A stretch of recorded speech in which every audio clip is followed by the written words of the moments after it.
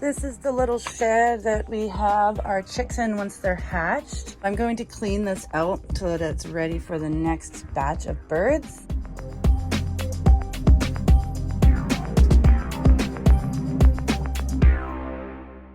It's already in here for them. There was a dividing wall here and the chicks were over here. There was a bunch of stuff stored in here. I put these 2 pieces in to make the bottom shelf 3 more little boxes.